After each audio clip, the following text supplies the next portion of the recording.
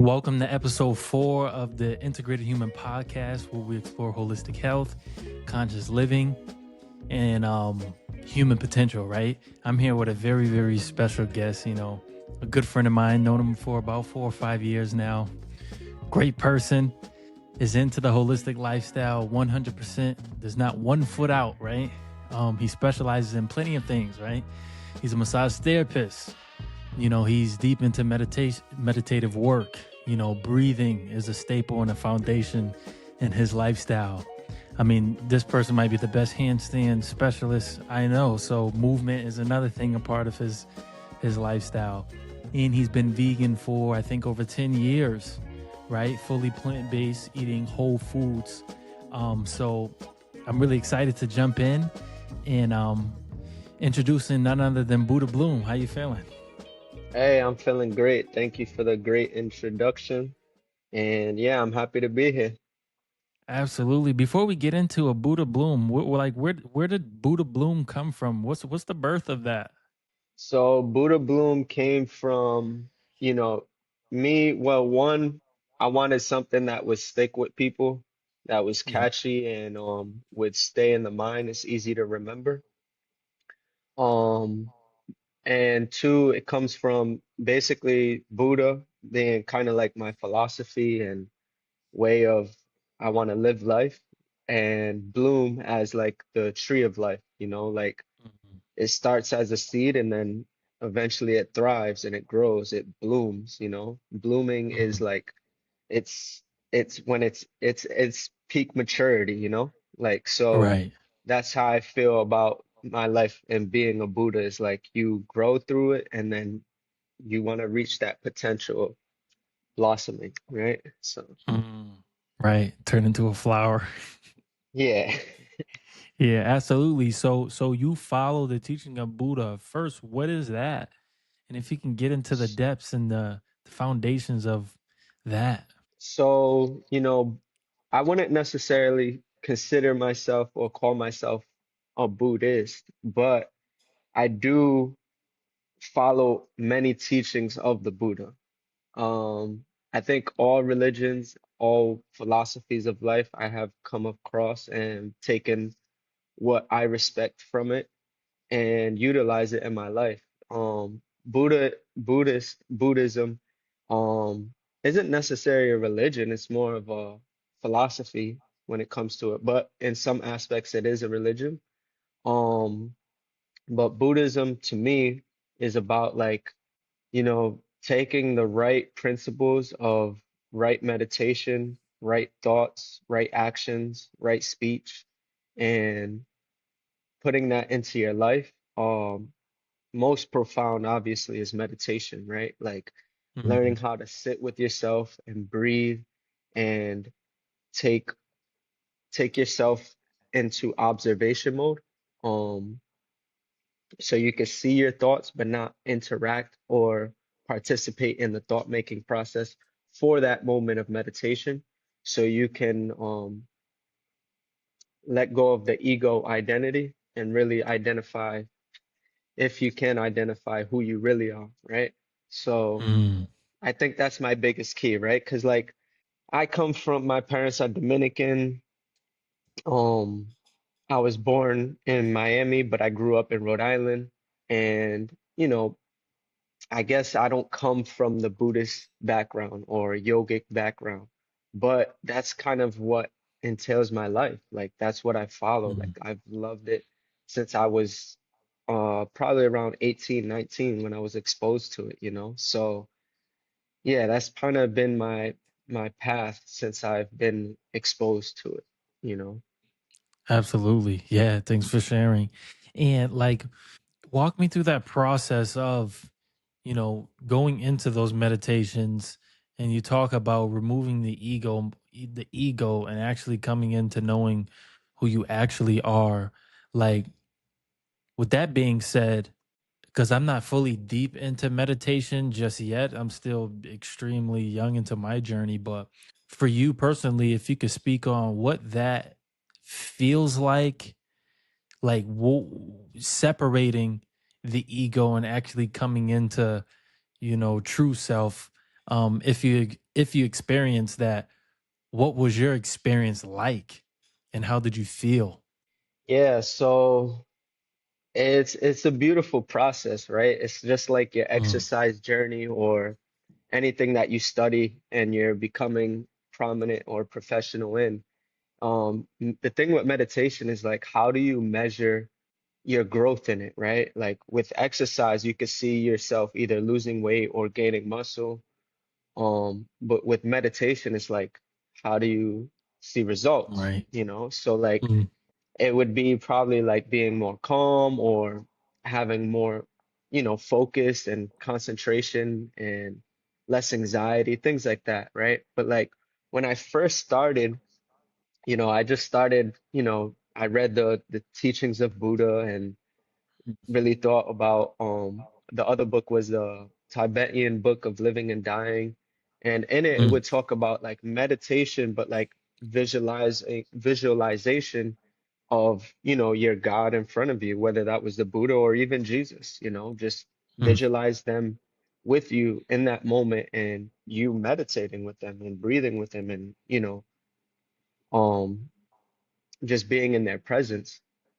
So through my mm, evolution of meditation, it's come to a point where I've gotten to a point of nothingness or like mm. emptiness.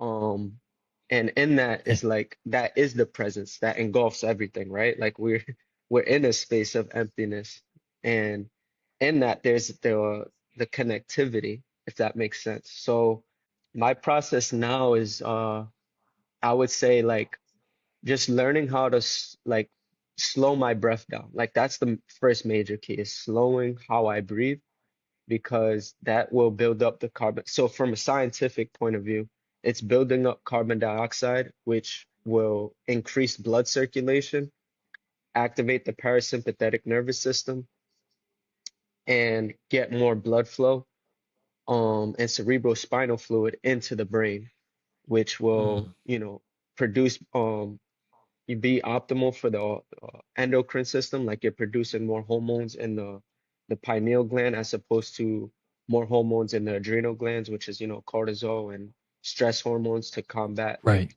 high stress.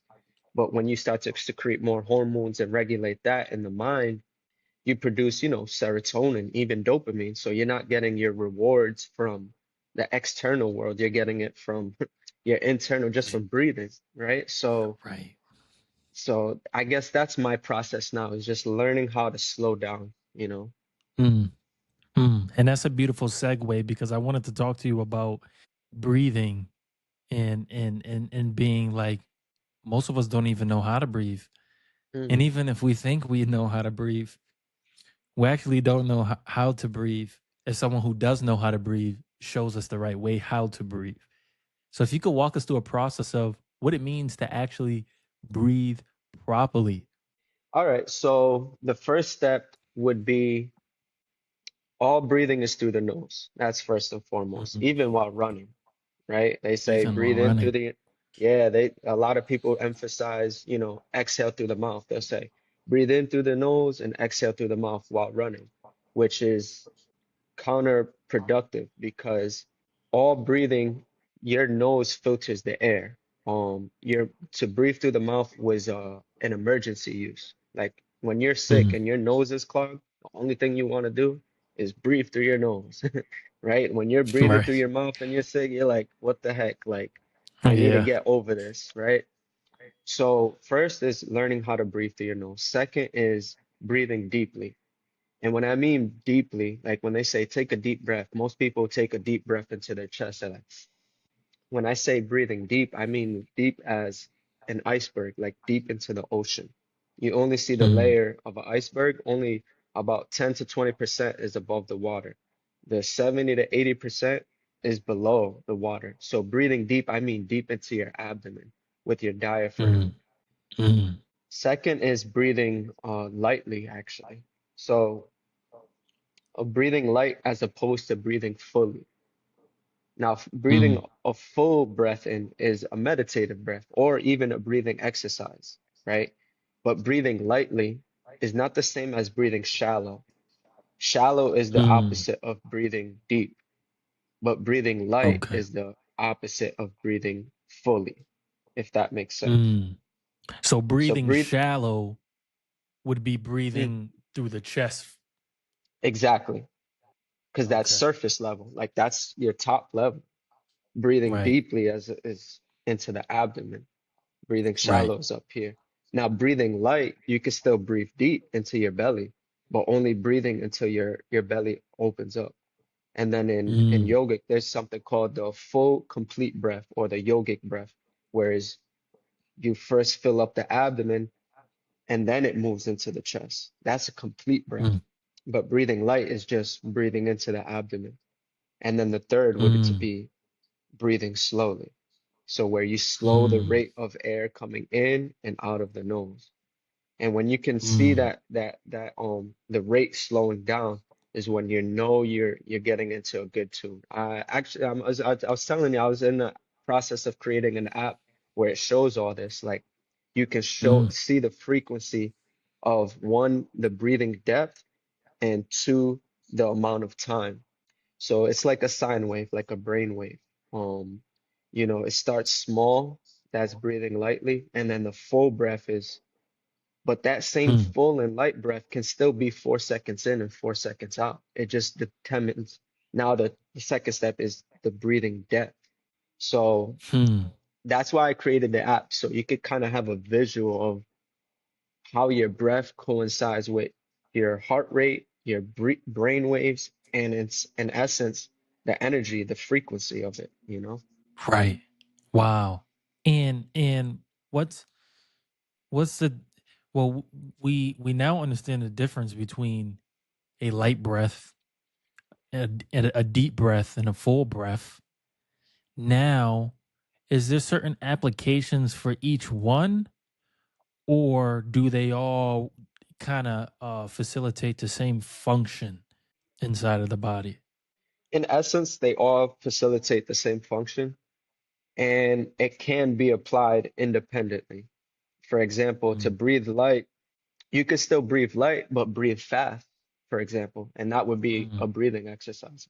Why I say they all, and why they all like come together as one is because that you want that to be your baseline, like your normal breathing rate for the day. For example, for Wim Hof breathing is in through the mouth and out of the mouth. That's a breathing Mm. exercise. If you're doing that throughout the day, you're gonna have problems. Like you're not supposed to be breathing through the mouth one. As an exercise, okay, there's some benefits to it, Right. but as your daily breathing, there's gonna be a lot of health problems that arise for it.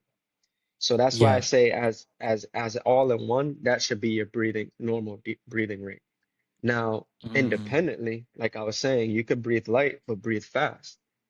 So now you're just moving your abdomen rapidly, and now your detoxification and you're stimulating your digestive system. So now you're speeding up digestion. You can even Right. lose weight by doing that. So Right. so those are the three is breathe light, breathe deep, and breathe slow, right? But what are the opposites? It's breathing fully, is breathing shallowly, and Shallow. then there's breathing fast.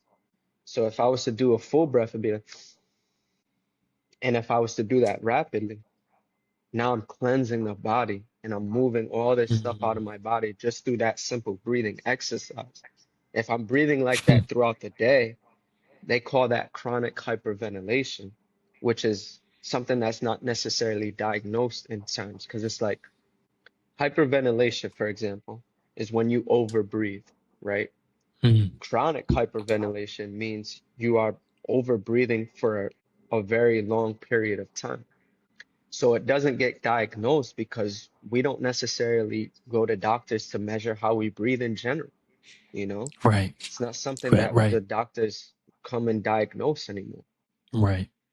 So It, again, yeah, if you want to say something. yeah. Yeah.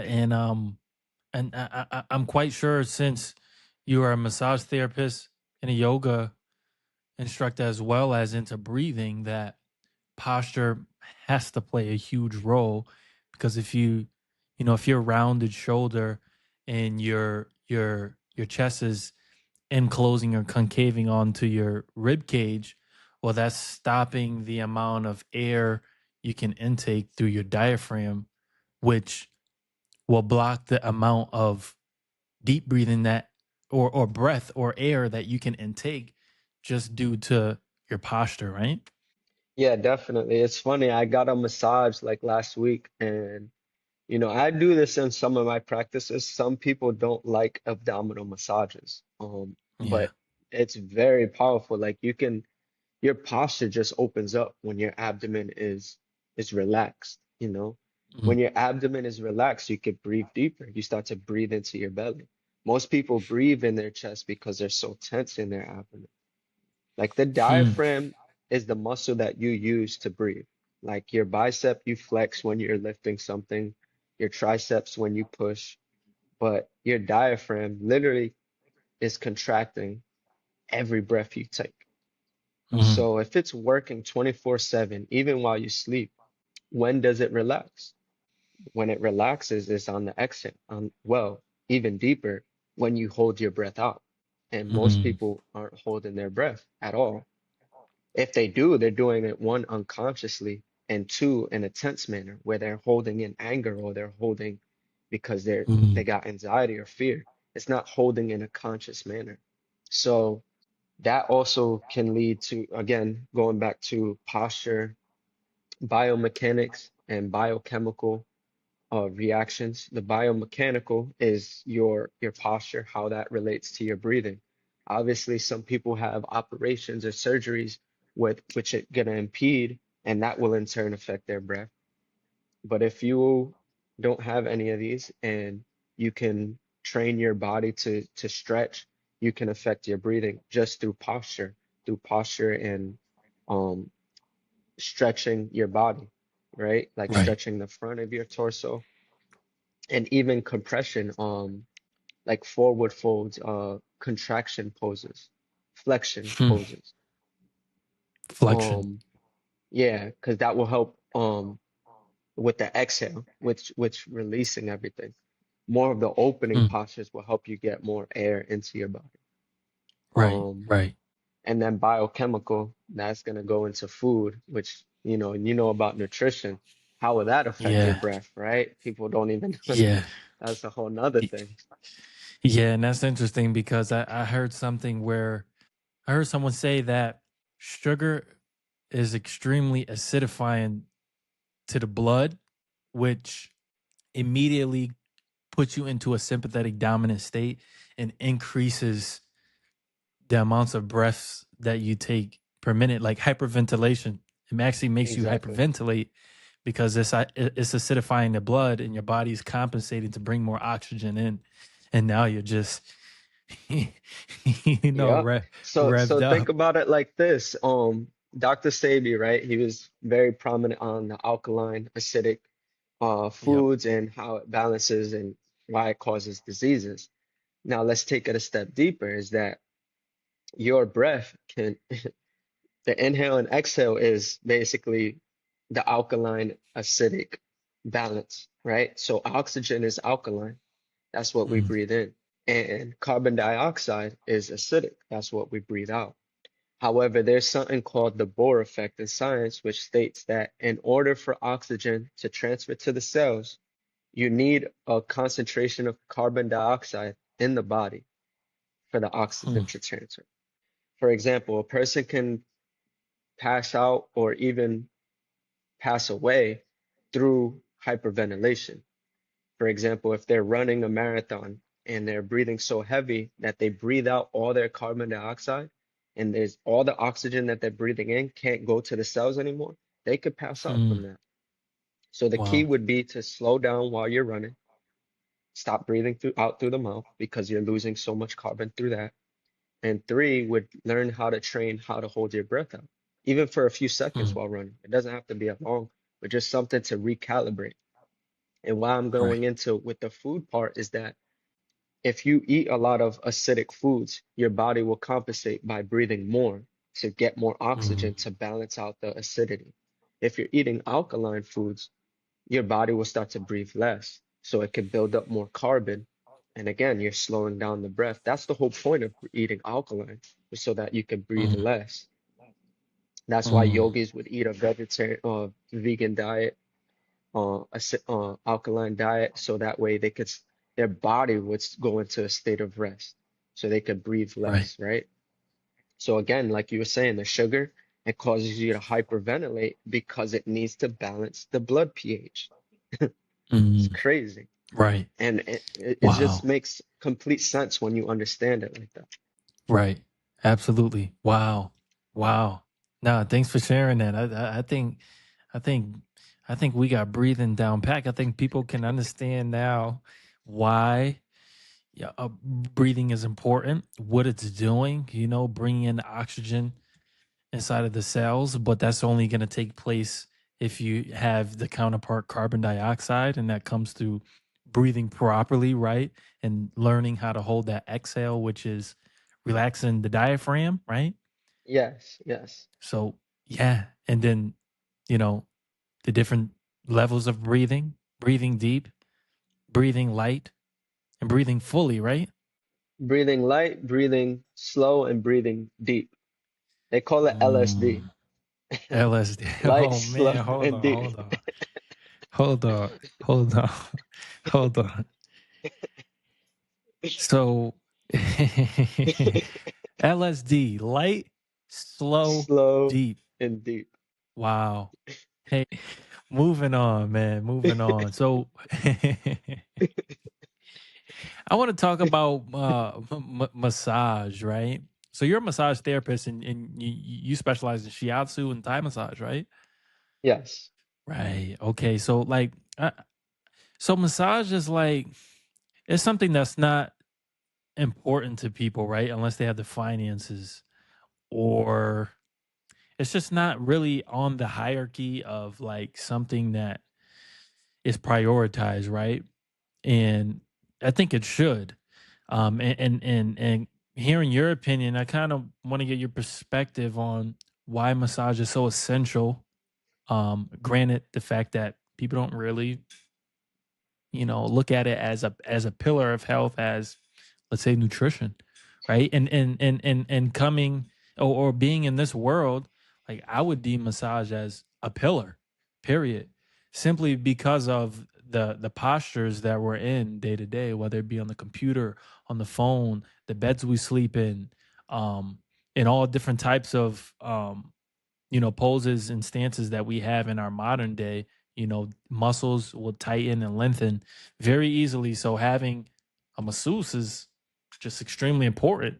So, like, talk to me about the essentials of why, massage should be a part of someone's lifestyle. Yeah. First, if you're a truck driver or someone who works on a computer desk for a lot of hours all throughout the day, get a massage. Like, you need to stretch. You need someone that can go over things. Um, and again, like you were saying, like people don't get massages because it kind of is a luxury, right? Like it's not something that's like you know, food, for example, where it's easily accessible and yes, it's a necessity to live, but it's also it's affordable in a way. For most people it's not something that they can put on their list to buy for or afford Right. right now. It also goes into society, right? Like most people in like when they grow up, is their family affectionate, you know?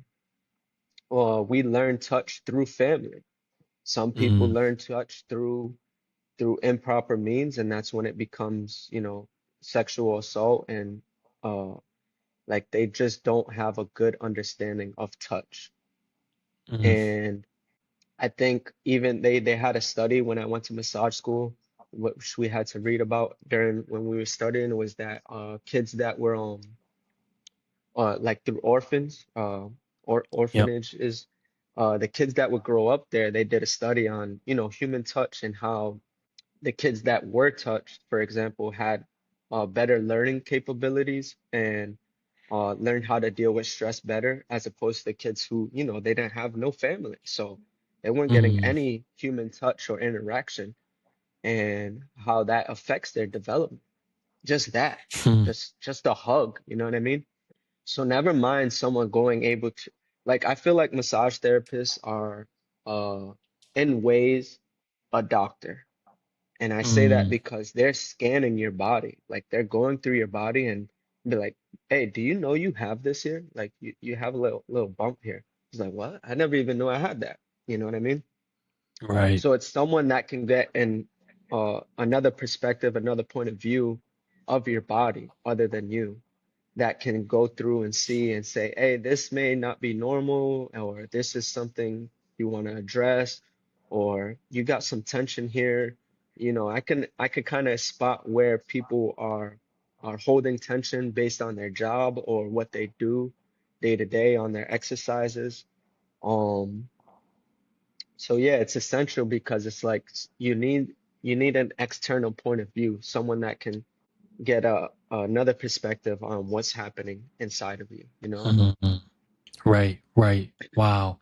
And and massage is very like it's very intimate, obviously, and it's an exchange of energy. Like you're literally, you know, intermingling between energy fields. So how do you protect yourself in with massage, right?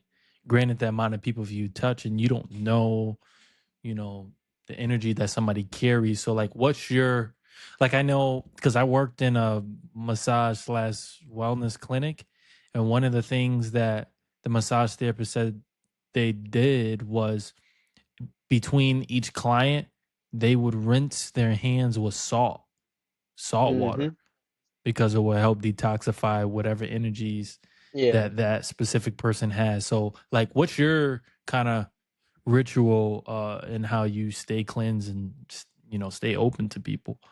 Yeah, so, massage is metaphysical, right? There's a Mm, physical that you're touching, but meta means beyond, and there's a metaphysical component to it where it's like you are affecting chi, you're affecting energy, and you do pick up on some of those energies if you don't clean right, which has happened to me before, is that you you can get physically sick because you that oil wow. is like the which transmutes, like it's a carrier that can slip Mm, between you and the client, the person getting the yep. massage, and it's like you can sometimes pick up on energy. Now salt, for some reason, it just pulls all the negative ions, negative energy, all that out. So salt is like the best your best friend when it comes to cleansing. um Mm, hot water, soap is, the standard. So sometimes I do beach massages. So the first thing I have to do is after I clean up, yeah, I go into the ocean, but I need some good hot water to rub everything off. right, Um, so yeah, that's part of one of the cleansings, and is you got to protect yourself. Salt water is your best friend. right. Yeah, absolutely, absolutely. And why, like, when you talked about the study with the kids, like that just makes me think, like, why do you think massage is so powerful? Like, what makes it that powerful? Where literally they do a study and the kids who receive touch have all those different benefits versus the kids who weren't touched. Like what do you think makes massage such like a magical thing? Yeah, so massage is another language. It's just like body language, but communicating, two bodies communicating, right? So like Mhm. when you touch, you are scanning, you are telling the body to, in a way, relax, whatever is tense, whatever you're not. Massage can be a meditation, right? Like massage, when I'm getting a massage, I'm scanning, I'm actively participating in the massage with my awareness. Meaning, as you go through my body, I am scanning, okay, let me breathe into that muscle. Okay, he's over here. That feels good. Oh, he's going up. Why do I have that? Why does it feel, why am I like, every time he touches that, I tense up? Am I ticklish? Or is it really there's Mm. something there? You know what I mean? So I am actively with my mind going through my body. Obviously, sometimes you drift off because it feels so good. You're so relaxed. You Yeah. go to sleep sometimes. But for the most part, you want to be aware with the therapist as they go through your body because it's an active form of meditation. Someone's helping, Mm, guiding you into meditation to see where you're mm, holding tension, to see where there's any blockages, for example, to see where you're tight, what you're holding on to. And some people have emotional releases, things like that. So see where that's coming from, what comes up when, because sometimes you may have a client that has been their only form of touch, is in that intimate point, right? And that's not what massage is all about. Mm, Massage is a therapy.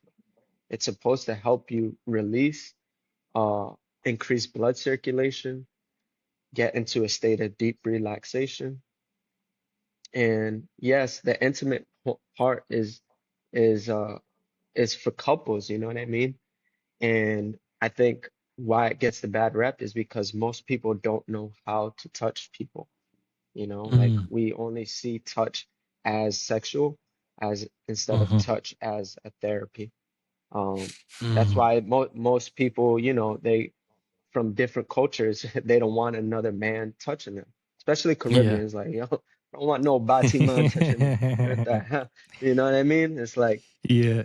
for me, I don't care. It's like, I just want a good massage. You know how to massage? Right. All right, let's get to work. Like, You're right. I've gotten to that point now. You know what I mean? I think before it was like that. I had um, that point of view where it's like, you know, but now I'm more of like, I know what touch is, and I know every person has different abilities. Like there's different skill sets when it comes to massage. And you, as a massage therapist, I think it's recommended to get a lot of massages from different people because that's how you learn, you know. Right. You learn Right. from other therapists what feels good, what feels different. Right. So Absolutely. yeah. Yeah. No, to add on to your point of, touch is like being here in Thailand and going to Mm, massage school showed me that like to be getting touched all day from a bunch of different people and then you touching a bunch of different people was a dope experience. Like it's nothing that I ever experienced, coming from America. Like you don't just let people yeah, touch you. like Yeah. if I wanted to say like it's like you're when you talk to someone, it's different. Like you could talk about many different things, but when it comes to touch, it's like it's the language of relaxation. You know what I mean? Or it Mm, should be. If it's because then it goes into, of fighting and things like that. That's a different kind of touch. That's a different kind of right. combat contact, right? Like that's a martial Right. arts kind of language. But in Yeah. general, massage therapy is a language of relaxation. And we normally don't talk like that to anybody. Mm, You know what I mean? right. The most Right. is a handshake or a hug, but we don't really just go on there, even just shoulders, just like, yo, just relax, just chill. You know what I mean? So when you Yeah. do that and you learn, it's like it's different. Like that's me. That's like my Buddha nature. You know what I mean? Like I just want to chill, relax, breathe, Yeah. eat Yeah. good foods, and that's it. That's life Right. to me. Right. Absolutely. Wow. Wow. Wow. This is kind of veering off topic, but on topic. Like I thought of this the other day. I was like the Thai culture is interesting. Like they're literally like I feel like they've mastered polarity. In It's what like way? Why? okay, so you come here, like massage is the foundation, Mm, right? It's like relaxation, sabai sabai, like everything's on point, like slow life, take it easy, chill. But then like Muay Thai is a staple of their yeah. of their culture. So it's like they have like both sides of the spectrum. They're very sabai Nice. sabai, but they're extremely Yeah, dangerous in the exactly. I best way know. possible. You know what I mean? I get what you mean now. Like how they have both forms of touch contact from the Right. ultra light and relaxation to the full like Like, yeah. Yeah. hmm Absolutely. So I kind of want to get into yoga and like talk about like how all this is kind of all everything that you do is like kind of all one. Like they're not really separate. They're just different connotations and names to the things that if you're doing yoga, then you're automatically breathing, focusing on your breath, so in a meditative state and all that. But like what like why is yoga so powerful? Like, what did yoga do for you, and what did yoga teach you, right? And what created that passion to teach yoga and tell everybody about yoga in your circle and just have this vigor for it? Like, what is it? So I think that last year of my senior year, around Christmas break, I remember I think I told you before, but it's just my turning point is that, like I was on Google or I was watching a video on Tupac. At the end of the video, it was like, what books did Tupac read? And Mhm. in it, a bunch of books came up about, uh, from the art of war to Buddhism to the Prince and Machiavelli. And, the most prominent books that stuck out was The Teachings of Buddha and the Tibetan Book of Living and Dying. And then once I started meditation, I just wanted to learn all the things from the East, from Asia, Yep. Indian, Chinese philosophy, from Taoism to Buddhism to Hinduism. And I was doing Tai Chi, and then when I came across yoga, uh, I just felt at both Tai Chi and yoga, I felt extremely like just relaxed, but like energetic and good. I was, I felt like very, just extremely great, Yeah. grateful too.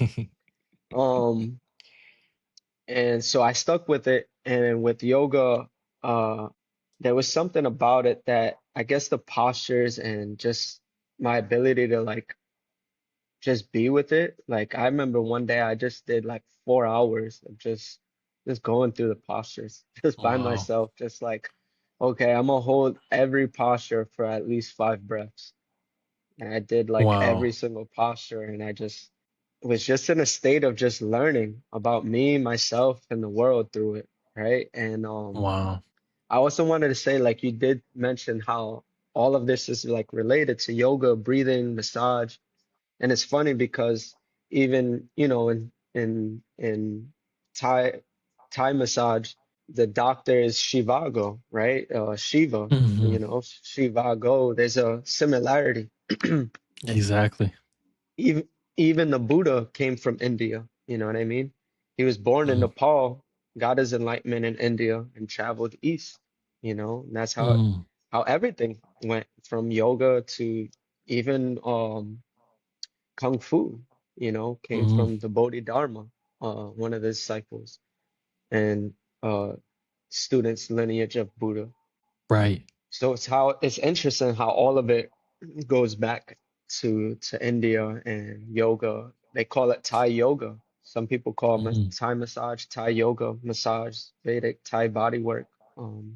So yeah, And it's all right. related. Yeah. And no, I was gonna say in Thai massage school they say Thai massage is yoga for lazy people.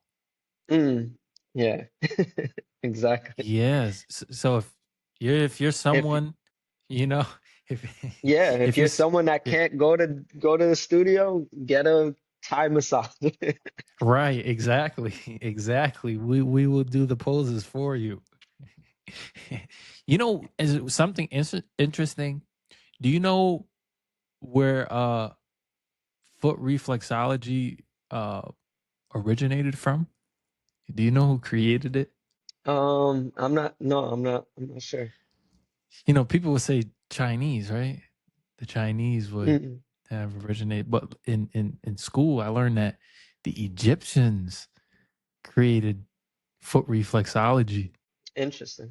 Yeah, I found that just like interesting. I was like, what? Like, more all of us was like China, Yeah. you know, Or India. or, Yeah. or No. right, or Right. India, right off the rip. But nope, the Yeah. Egyptians. And supposedly there's a bunch of hieroglyphics in Hieroglyphs. the Yeah, where they're doing. yeah, Yep. yeah. Even on the So that's hieroglyphs, some of them are yogic postures, you right. know.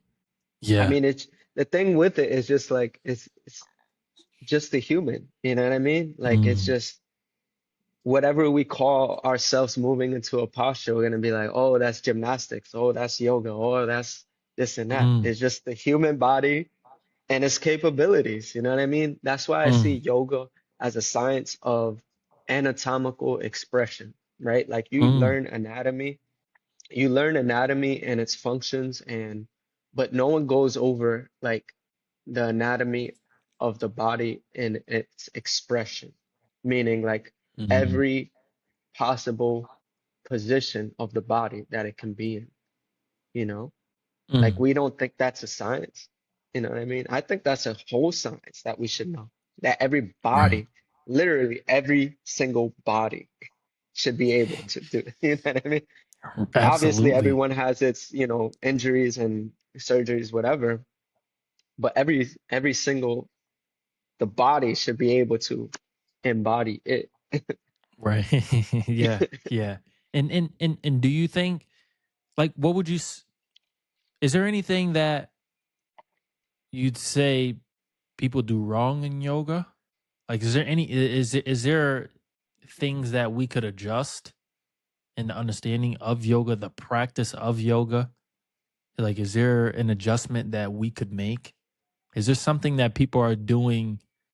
Don't want to call it wrong, but they could do it like Yeah, this. so um I would say the breathing.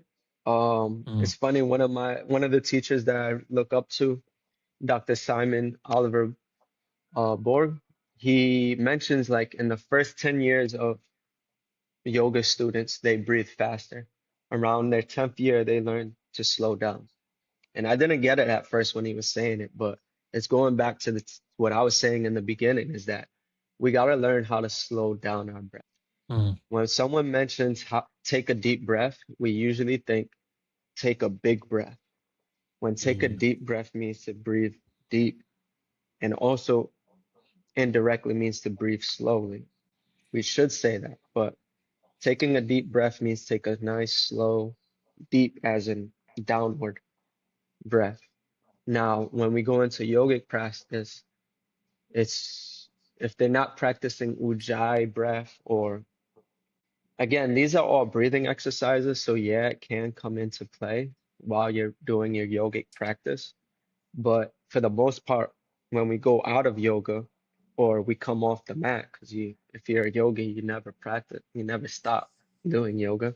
But when yep. you come off the mat, are you still practicing that slow, deep breath? And it's like for most people, we just think, all right, we did yoga, all the effects will last with us for the day, instead of, okay, I've done yoga, how do I keep practicing it even while off the mat? Mm, So one is, and there's many different forms of yoga. When right. you go into India and Hinduism, they say there's bhakti yoga, which is devotional yoga.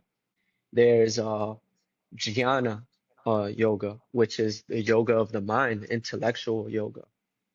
Mm, There's Raja yoga, which is known as the king yoga, the master yoga, which is more dealing with the breath and pranayama and the breathing exercise is part of yoga. There's karma yoga, which is the yoga of work, of the work that you do, and everything that if you do your work without thinking of the fruits of its labor, then you won't inherit karma, so to say, mm, which is it's a whole nother concept. But so when we talk about yoga, it's like how, like when do you stop doing it, or what yoga are we talking about that we are doing, right? Like most people, we just think physical. We're not even, maybe the breath yoga, but what other parts are we this it encompasses it all, you know what I mean? Even the food, yeah. you know what I Right. mean? So I also wanted to Wow. mention, like you mentioned something deep the other day on your, I think your second podcast is sleep. Yeah. Um, that even that's a part of yoga. Mm, A nidra yoga is the yoga of sleep. Most really. people, yeah. So again, it goes. That's why most of my clients want a massage late at night because Mm. they have trouble sleeping. Yoga, massage will definitely help with that. But there's a part you've taken my yoga classes, so you know at the end of the yoga class when we go into that deep state of relaxation, as you Yep. know, it's guided so I can help you. But if you can learn to do that for yourself before going to sleep, you will have the deepest restful sleep you will ever have. Yeah. Now, mentioned one time I was really practicing this well. It felt like I didn't sleep that night, but my body did, if that makes sense. Mm. And what happened, I was completely still for 8 hours, yet my mind was aware of it happening. Of my, I was aware of me sleeping, but the I Wow. wasn't sleeping, if that makes sense. And it's like most people won't be able to even get to that level of awareness because it's like some people have insomnia. They can't even sleep. Like, you know how Wow. detrimental that is? You know what I mean? Yeah. Like, you can't even sleep well. Damn. Like, never mind Right. exercise, never mind food. You can't even sleep. Man. Right. Yeah, for sure. For sure. Yeah. Do you remember that book, that ebook that time last year when I was at your house and you basically the the yogis were brolic, like they were on their Oh, fitness. yeah, yeah. I know which one you're talking. So like The you know, muscle control from Ghost Yoga. I was yeah, Paramahansa Yogananda's little brother that opened up a school in yeah, Ghost. Yeah. yeah. So I So mean, again, like exactly, you're saying how many different aspects of yoga, even the strength training yoga is like, where does it end? Where does it begin? right, right, It's all right. of it. Absolutely. So Yeah, yeah, yeah, that was fascinating because when you think yoga, you just think, you know, relaxed, yin. But when I seen those, yeah, I mean, these yoga guys were just ripped. yeah, And then I believe they had this ability to lower their heart rate and keep it so low that they didn't have to eat so many calories and they were exactly. still, gaining muscle and just shredded to the Because that's the bone. thing Like, too, is your heart is a muscle. And mm, if all muscles burn calories, if you can learn how to control your heart rate, you're gonna conserve a lot so much energy. wow. So I mean, Wow. that's deep right there to learn how to control, because they say the heart is part of the autonomic nervous system. So how do you tap into that and learn how to control those kind of Right. muscles, right? Absolutely. So And it's funny because like your autonomic is your automatic nervous system. People think you can't influence that, but you're actually the first person that actually made me like open my perspective that, oh wait, you can voluntarily have influences on something that's involuntary. I remember you said it a couple years ago. Just saying how like you can voluntarily influence automatic systems inside of your body just through you consciously, because performing that. what's the first one that is um is involuntary and voluntary? Mm, Is your breath. mm, Most people have it happening involuntary. They're like, I'm breathing anyways. Like, why do I have to, change how I breathe? right, I mean, so if you learn how to voluntarily change how you are breathing, you will um, indirectly affect involuntary processes in your body. right. Wow, wow. Yeah, that's some cool stuff. Yeah, to close out, last thing I kind of want to pick your brain about is like consciousness. Like what's your what's your and again, this all ties together. So like what's your take on consciousness? Like what's your view and how powerful is thought? You know what I mean? You know, and backstory for the listeners too. Like you've been to Thailand, you've done a Vipassana, which is like I believe 8 hours of non just meditation seated, no talking for 30 days. So like you have direct experience with this. So yeah, like what's your view on consciousness and like the power of thought? Yeah, so consciousness is awareness. It is non-tangible, meaning it's not something you could touch or even measure. Yet it's the thing that affects everyone's life. It's what, I mean, if you're paying attention right now, that is a part of your consciousness.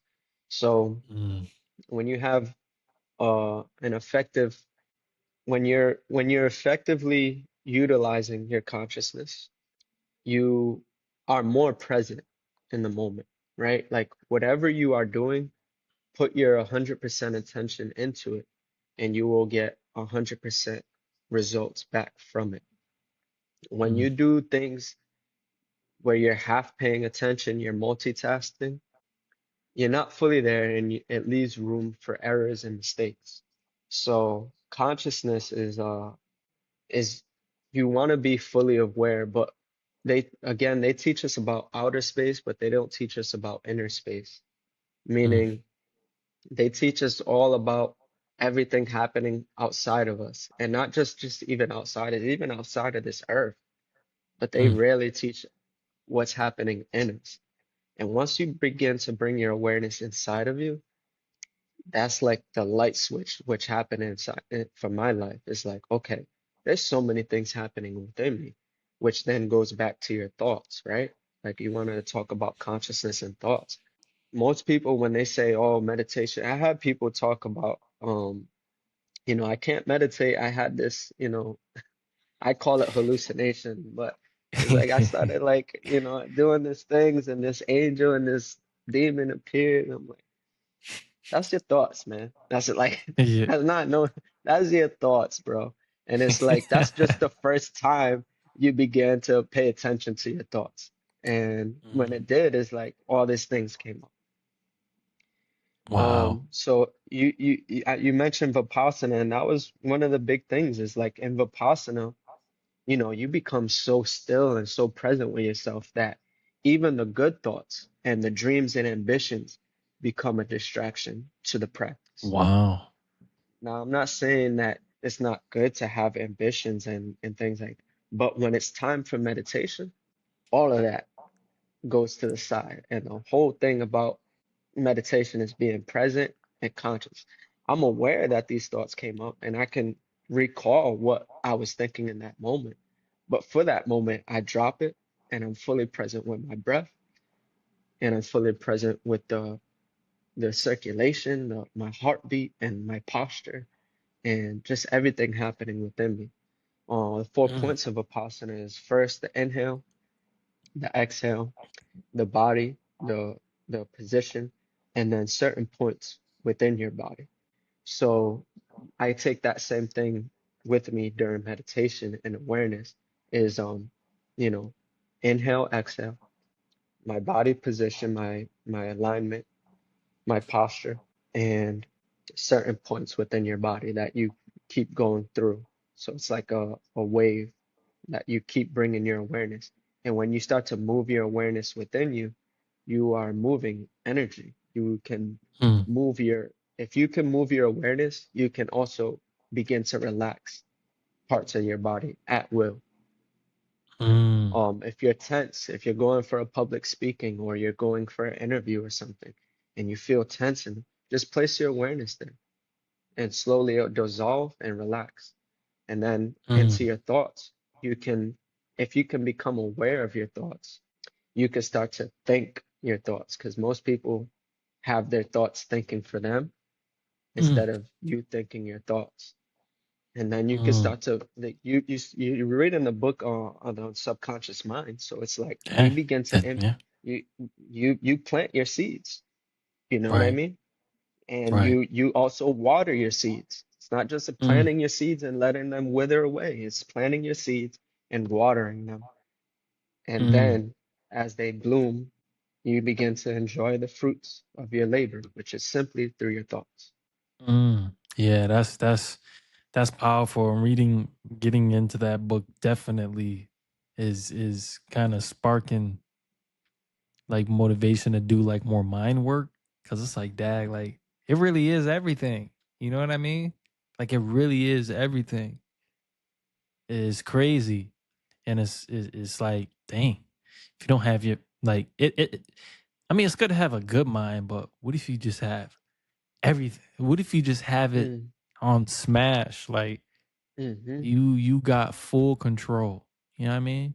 Like And giving yourself an example of what it looks like to have a powerful mind. You know what I mean? right, Because we right. don't. What's a prime example of that? I guess we weren't shown like what Albert Einstein, or is it a yogi, or is it a Mm, holy saint, a prophet? You know what I mean? What does a powerful mind entail? mm, Someone that can manifest things, or someone that has control and in demeanor when hard problems are presented to them. You know what I mean? right, right. Yeah. I would say it's all of those. Mm, All of the moguls, the figures, the yogis, mm-hmm, the spiritual leaders, like all of it, all of them yeah, are prime examples of, you know, really just self mastery. You mm-hmm, know what I mean? And I think that also goes into like, um, and I'll close on this, but it also goes into like even your circle, like mm, because over 90% of the thoughts we even think are not even ours. So that means it's got to be coming from our environment and other people. So it's like, okay, cool. So if I want to change my mindset, I immediately have to change my environment and the people that I'm surrounded by. Like mm-hmm, I know this from direct experience mm-hmm, because as soon as as as soon as I moved here to Thailand, like I actually started thinking for myself. And then I started to realize everything that was not my beliefs, everything that was not my thought process. It was either coming from my parents or the people I was around back at home. And then it just showed me that environment is everything because now I blossom. Like, how do I just, mm, it didn't just happen for no reason. Why? Well, environment changed and then that changed my thought process. That changed the things I believed I could do, which in turn changed my output, productivity, and creativity. You know what I mean? So yeah, like, I mean, yeah, that's having a strong mind and uh, healthy mind, planting the right seeds is extremely important. Which I feel like gotta come with some delusion because all the great ones were crazies. You know what I mean? exactly. Yeah. So, Exactly. It's funny that you say delusional when it's just seeing what others can't see. You know what I mean? Because that is mm, an illusion, right? Something like that. mm, right, man. But how do you have that resilience, that just that unwavering mind to be like, listen, I see something that people don't see, and although to everyone else's eyes, I look like, what am I doing? I'm right here writing it out. I'm following the Hmm. plan because I see that Hmm. see forth. Hmm. You know? I got the vision. Yeah, man. Hey, man, I think that's beautiful to close on that. Like to Yeah. everybody who's out there, like, bro, listen. What did you say again? You see, what is delusion? To to be delusional is to just see what others can't see, right? So that's part of the illusion. An illusion is like a mirage, right? So Mm, it's like something that isn't there or is being projected through a screen or a light that someone else is projecting, right? But if that's something that you are projecting and letting others see, eventually it becomes true and others act on it based on something that's not there. You know what I mean? mm, Only because you have the vision mm, to to see it through. And that's mm, why visualization and imagination is something that we should train, even just like mm, an exercise. To exercise your mind, keep the power to form images in your mind as a practice, as an exercise, just as anything else. Wow. Dang. Man, well said. Thank you. Thank you. Thank you. And You're then, welcome. yeah, to everybody out there, yeah, definitely. Out of all the things we talk about, extract that. I mean, we all come here for a specific job and duty, um, that ultimately nobody's gonna see until later down the line. So, I mean, that just speaks to the character traits of being disciplined, consistent, persevering, like everything that makes any person that was successful. So, I mean, everyone started somewhere, that, made it to some type of pinnacle of whatever they produced or whoever they helped, whatever they created. So, I mean, we're all one and the same. So somebody, if you could do it, I could do it. You know what I mean? Yep. So with that being said, thank you for joining and spitting your knowledge on, everything that embodies your lifestyle, which ultimately is health, right? And like this podcast is about holistic health and being an integrated human, right? It's like Mm-hmm. there's everything that we experience is either, you know, generating health or degenerating us. Simple as that. Yeah. So I just love that people like you just come with their own perspectives and ways of in which how they've um understood and wrapped health for them that worked for them, and where people can take some of your information and apply it in a practical manner for them so they can experience health and vitality. So again, thank you for Mm-hmm. sharing all your information. You're welcome, brother. Thank you for having me. I love what you're doing. Integrate a human. You know what I mean? Just taking everything that's well and taking the parts of you, taking parts of this world that fits into the human and Yeah. applying it, you know. I'm proud of you and, just keep doing your thing, brother. Thank you. Thank you. And for everybody watching, share this with somebody who, would benefit from this. The majority of all of us cannot breathe properly. So send this to somebody who needs to learn how to Yeah. breathe. Send this to somebody who's highly stressed out, someone who's extremely tight, right? This is for basically the whole world, because we're all running on overdrive. We're all in a sympathetic state. We're all producing a lot of cortisol. We're all unaware of what's going on. So I think this episode is extremely important for the sympathetic dominant world that we live in, because Buddha Boom is coming with a parasympathetic perspective, and I think that says it all. So again, Yeah. thank you for joining.